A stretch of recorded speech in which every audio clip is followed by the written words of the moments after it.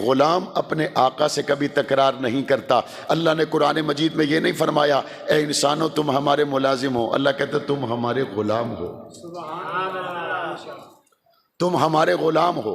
और तुम्हारे नाक में जो नकेल डाली गई है वो उन तालीमात की डाली गई है जो अंबिया और रसूल ने तुम्हें पहुंचाई हैं, उससे तुम इधर उधर नहीं हो सकते। मुलाजिम का काम है वो 8 घंटे के बाद 9वें घंटे पे ना आए, लेकिन गुलाम की शान ये होती है रात को मालिक बुला ले तो कहे लब्बैक, दिन को बुला ले तो कहे हाजिर, दोपहर को बुला ले तो कहे हाजिर, सुबह को बुला ले तो हाजिर, शाम को बुला ले तो हाजिर। और ये दुनिया में उन गुलामों का काम था जिनको लोग दराहिम और दनानीर में ख़रीद कर लाते थे, लेकिन जब रब अपने बंदे को गुलाम कहता है उस वक्त ये वो गुलाम नहीं है जिसने कुछ पैसे दे के बंदे को ख़रीदा हो, बल्कि ये रब वो है जो माँ के पेट में 3 अंधेरों में अपने हाथों से बनाता रहा और माँ के पेट में इसके हड्डियों के पिंजरों पे हम गोश्त चढ़ाता रहा और उसके बाद माँ के पेट से इसको बाहर लेके आया और माँ के दिल में इसकी मोहब्बत डाली और छातियों में इसके लिए दूध उतारा और ये खाली हाथ नंगे बदन पैदा हुआ, इसके लिए पहले से कपड़ों का इंतजाम किया और उसके बाद इसको प्यास लगी तो पानी को ज़मीन के सीने में दफन कर दिया,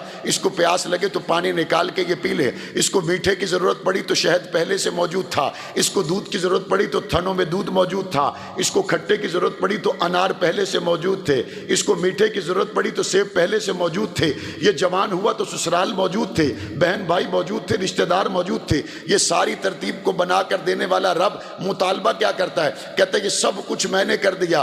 पहली बात तो ये है सिर्फ तुम्हारे ऊपर जो लागू की हैं वो 5 चीज़ें। नंबर 1, अल्लाह के अलावा माबूद कोई नहीं, हाजत रवा कोई नहीं, सजदे के लायक कोई नहीं। नंबर 2 ये है साल में 1 मरतबा 1 महीने के रोजे रखे, उसके अलावा रखे तो सवाब है, न रखे तो गुनाह कोई नहीं। जिंदगी में 1 मरतबा साहिब हैसियत हो तो हज फर्ज है, उसके अलावा करो तो सवाब है, ना करो तो गुनाह कोई नहीं। और उसके अलावा साहिब हैसियत हो तो सिर्फ 2.5% ज़कात है, उसके अलावा सदका करो तो सवाब है, ना करो तो गुनाह कोई नहीं।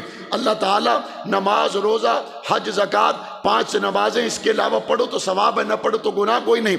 अपने बंदों से ये तकाजा करता है, वो रब है हम बंदे हैं। अगर वो कहता कि जनाब नमाजें हो गई 50, हम इनकार करने वाले होते ही कौन है। अगर वो कहे 100 रुपया दिया वापस कर दो 50, हम इनकार करने वाले होते ही कौन है। अगर वो कहते हैं 6 महीने रखो रोजे और 6 महीने करो इफ्तार, हम इनकार करने वाले होते ही कौन है। अगर वो कहे हर साल करो हज, हम इनकार करने वाले होते ही कौन है। लेकिन बंदे के साथ अल्लाह का करम मोहब्बत नरमी मामले का अंदाजा तो कीजिए, पैदा भी खुद किया, बनाया भी खुद, माल भी खुद दिया, माँ बाप के दिलों में मोहब्बत भी खुद डाली और उसके बावजूद तकाजा क्या करता है। इतना छोटा कम तकाजा करने वाला रब, इसका मतलब है वो चाहता ये है कि बंदों को आसान रास्ता दूं ताकि बंदे उससे गुजर कर जन्नत तक पहुंच जाए।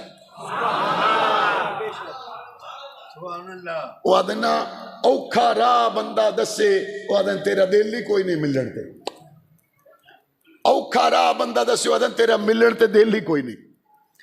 अच्छा तू इस तरह करना, राती 1 बजे इतों आ फलानी गड्डी ते बह के उतों आ, अगू मुड़ चिंची रक्षा मिल जासी, अगू मुड़ राती 2 बजे पान वाली दुकान उतों मेरा एड्रैस पूछ के ते अगू आमना ही ते अगे बड़े जनाब विच दरिंदे जानवर ते शेर ते सारा कुछ हुसन ते 12 ले भी मैं तेरा घर इंतजार करेंदा पिया।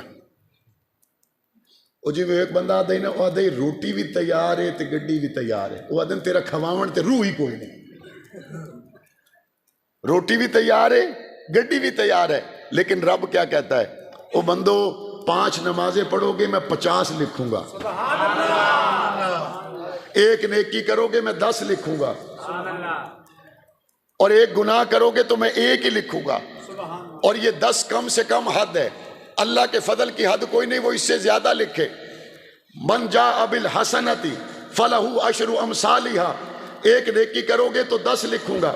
मन जा अबिल सय्यति फला युजजा इल्ला मिसलहा, 1 गुनाह करोगे तो 1 लिखूंगा। या अल्लाह 10 नेकियां हो गई तो कितनी, अल्लाह कहता है चेक करके देखो हो गई 100। या अल्लाह 10 गुनाह किए तो कितने, अल्लाह कहता है 10। मैंने कहा या अल्लाह बंदा हो गया शर्मसार, ये करता है तौबा।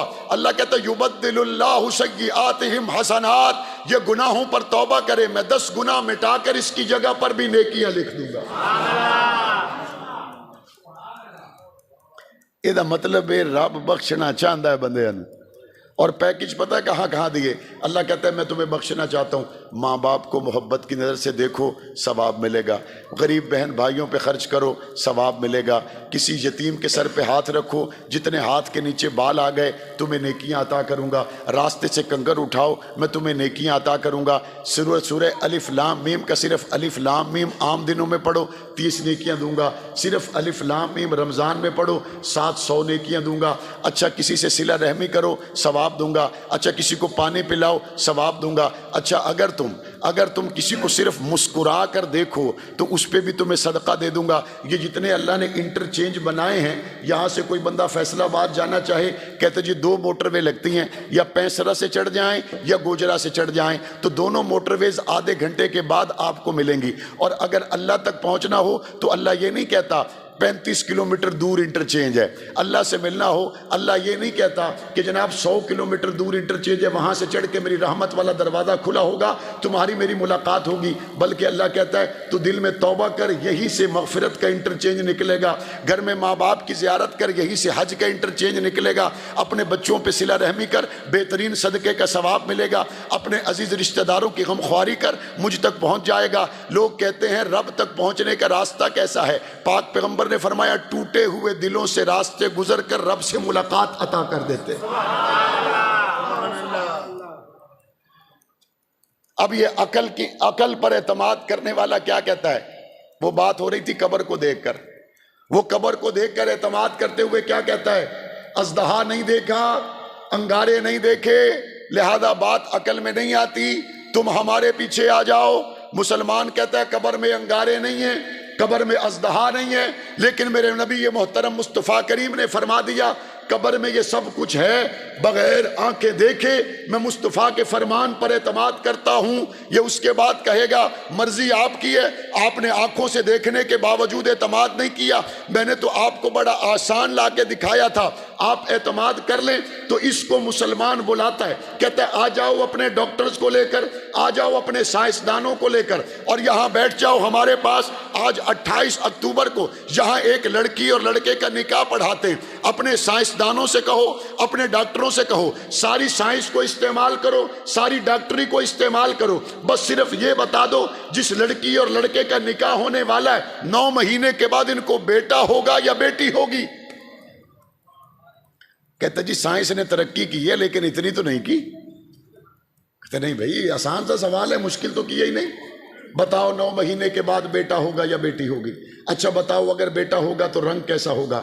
अच्छा अगर बताओ रंग कैसा होगा तो उसको बताओ कि उसका रहना सहना कैसा होगा, बताओ उसके दोस्त कैसे होंगे, बताओ उसका वतन कैसा होगा, बताओ उसका घराना कैसा होगा, बताओ उसका याराना कैसा होगा, बताओ खाए पिएगा कैसे, रहेगा कहाँ पर। कहते हैं बस भाई बस ब्रेक लगाओ, मैं तो ये नहीं बता सकता कि 9 महीने के बाद बेटा होगा या बेटी होगी। मैं ये कैसे बता दूं बाल कैसे होंगे, मैं ये कैसे बता दूं अहलो अयाल कैसे होंगे, मैं ये कैसे बता दूं कुंबा कबीला कैसा होगा, मैं ये कैसे बता दूं वतन कैसा होगा। हमने कहा फिर ब्रेक पे पाँव रखो, तुमने जिस साइंसदान पर एतमाद किया वो 9 महीने के बाद का पता नहीं बता सकता। हमने जिस मुस्तफ़ा करीम पर एतमाद किया उनके आने से हजारों साल पहले तौरात में लिखा हुआ था आखिरी नबी का चेहरा ऐसा होगा, आखिरी नबी की जुल्फें ऐसी होंगी, आखिरी नबी का मक्का ऐसा होगा, आखिरी नबी का मदीना ऐसा होगा। न सिर्फ ये बल्कि ये भी लिखा हुआ था आखिरी नबी का अबू बकर ऐसा होगा, आखिरी नबी का उमर ऐसा होगा, आखिरी नबी के अहले बैत ऐसे होंगे, आखिरी नबी का याराना ऐसा होगा, आखिरी नबी का घराना ऐसा होगा। तूने जिस अक्लमंद साइंसदान पर एतमाद किया वो 9 महीने बाद का ना बता सका। हमने जिस नबी ये मोहतरम पर एतमाद किया उसके आने से हजारों साल पहले उसके घुंघराले बालों का तज़किरा भी तौरात में मौजूद। तुम्हारी बात कमजोर हो सकती है, मेरे मुस्तफ़ा मदनी की बात